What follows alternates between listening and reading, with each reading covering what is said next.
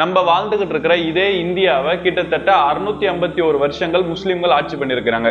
ஒரே தலைவருக்கிலேயோ இல்லாட்டி ஒரே மன்னருக்கிலேயோ அப்படின்னு இல்லாம பல்வேறு மன்னர்கள் இல்லாட்டி பரம்பரையாக இல்லாட்டி வேற வேற இனங்களாக இந்தியாவை டெல்லியை கேபிட்டலா வச்சுக்கிட்டு டெல்லியை தலைமைத்துவமா வச்சுக்கிட்டு ஒட்டுமொத்த இந்தியாவையுமே முஸ்லிம்கள் ஆட்சி செஞ்சிருக்கிறாங்க அப்படிங்கிறத வரலாறு நெடியிலும் நம்மளால பல்வேறு இடங்கள்ல பார்க்க முடியுது. அதிலும் குறிப்பாக 1206 இருந்து 1857 வரைக்கும், அதாவது பிரிட்டிஷ் உள்ள வரத்துக்கு முன்னாடி வரைக்குமே கூட முஸ்லிம்கள் இந்தியாவை ஆட்சி செஞ்சிருக்கிறாங்க. முதல் ஆட்சி அப்படின்னு சொன்னா டெல்லி சுல்தானேட் அப்படின்னு சொல்லக்கூடிய அவங்களுடைய தலைமையில 320 வருஷங்கள் இந்தியா ஆட்சி செய்யப்பட்டிருக்கு.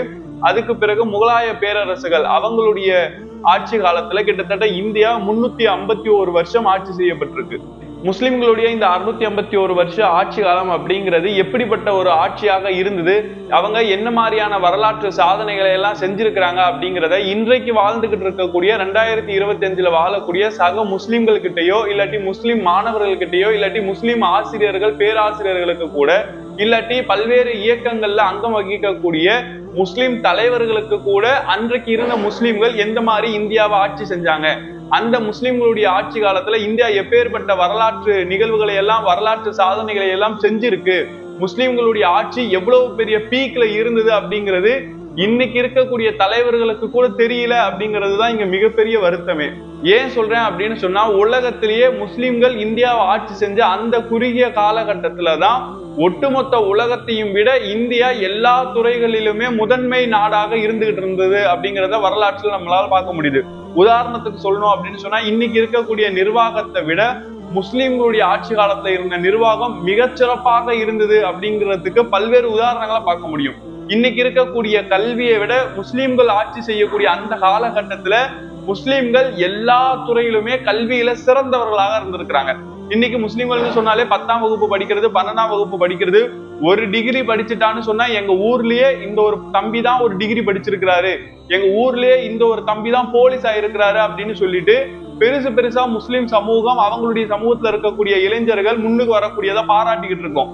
ஆனா முஸ்லிம்களுடைய இந்த ஆட்சி காலகட்டத்துல முஸ்லிம்கள் எப்பேற்பட்ட வளர்ச்சியை அடைஞ்சாங்க அப்படிங்கிறது நம்மளால எண்ணி கூட பார்க்க முடியாத அளவுக்கு எந்த துறையை எடுத்தாலும் அதுல ஸ்காலர்ஸாக அதுல பெரிய உச்சத்துல இருக்கக்கூடிய நபர்களாக முஸ்லிம்கள் இருந்திருக்கிறாங்க. அதுக்கு இந்த படிப்பு தான், இந்த படிப்புல இல்லாட்டி மார்க்க கல்வியில முஸ்லிம்கள் வளர்ந்தாங்க, உலக கல்வியில வளரல அப்படின்னு சொல்றோம்ல, இந்த இடைவெளியே இல்லாத அளவுக்கு எல்லா துறைகளிலுமே முஸ்லிம்கள் வளர்ந்திருந்தாங்க.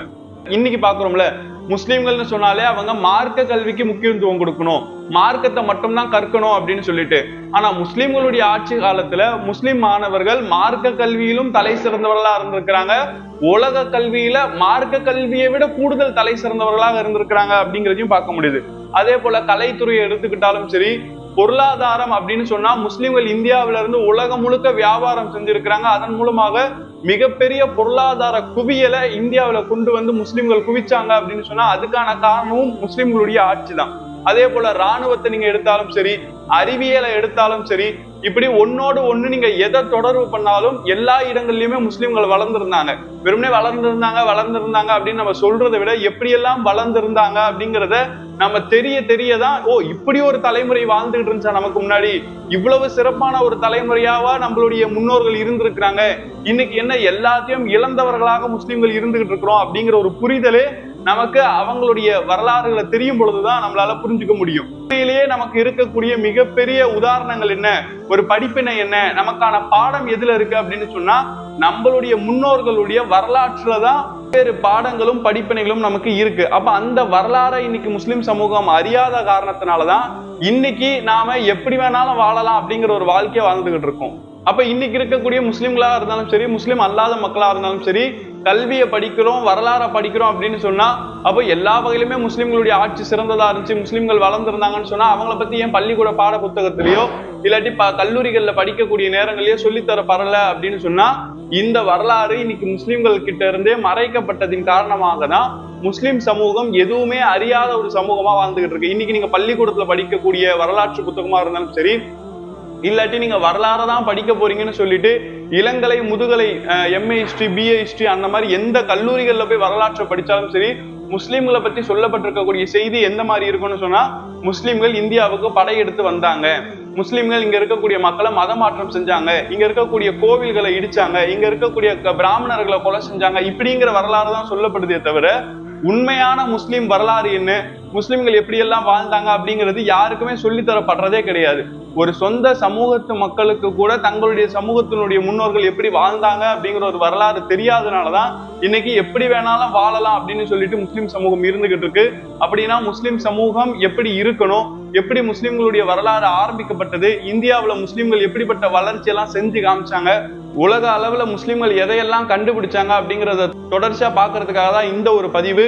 என்னால முடிஞ்ச அளவுக்கு வரலாற்று செய்திகளை சேகரிச்சு அதை உங்களுக்கு நான் கொடுக்க முயற்சி பண்றேன். கொடுக்கிறது என்னுடைய வேலை, அதை மக்கள்கிட்ட கொண்டு போய் சேர்க்கிறது உங்களுடைய வேலை.